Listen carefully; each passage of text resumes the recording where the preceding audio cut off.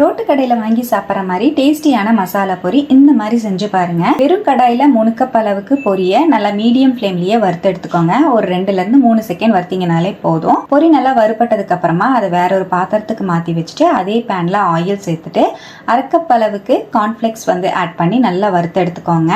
இதோடவே 1/4 cup அளவுக்கு வேர்க்கடலையையும் சேர்த்து நல்லா வறுத்து அதையும் தனியா வெளியே எடுத்து வச்சிருங்க. நம்ம வறுத்து வச்சிருக்கிற பொடியோட நம்ம வறுத்து வச்சிருக்கிற கார்ன்ஃபிளெக்ஸ் ஃபர்ஸ்ட் சேர்த்துட்டு நல்லா மிக்ஸ் பண்ணி விட்டுட்டு 2 பச்சை மிளகாவை சன்னமா நறுக்கி சேர்த்து ஒரு பெரிய வெங்காயத்தை சேர்த்துட்டு அதோடவே ஒரு தக்காளி பழத்தையும் சேர்த்து கிரேட் பண்ணி வச்சிருக்கிற ஒரு 1/4 கப் அளவுக்கு கேரட், 1/2 டீஸ்பூன் உப்பு, 1/2 டீஸ்பூன் மிளகாய் பொடி, 1/2 டீஸ்பூன் அளவுக்கு சாட் மசாலா சேர்த்து நல்லா மிக்ஸ் பண்ணிக்கோங்க. கை வச்சு நல்லா மிக்ஸ் பண்ணிட்டு 1/2 லெமன் ஜூஸையும் பிழிஞ்சு விட்டுட்டு நல்லா கலந்துட்டு நம்ம வறுத்து வச்சிருக்கிற வேர்க்கடலையையும் சேர்த்து நல்லா கலந்துட்டு அழகா இந்த மாதிரி ஒரு பிளேட்ல சர்வ் பண்ணிக்கோங்க. சர்வ் பண்ணும்போது நறுக்கின மல்லித்தலை மேல தூவிட்டு கொஞ்சமா ஓமப்பொடி இல்லைன்னா சேவ் இருந்தா மேல தூவி விட்டுக்கோங்க. நான் மிக்சர் தூவி விட்டுருக்கேன். ஈவினிங் டைம்ல ஸ்நாக்ஸ் செஞ்சு கொடுத்து பாருங்க. ரொம்பவே என்ஜாய் பண்ணி சாப்பிடுவாங்க. ட்ரை பண்ணிட்டு எப்படி வந்ததுன்னு கமெண்ட்ல ஷேர் பண்ணுங்க. தேங்க்யூ.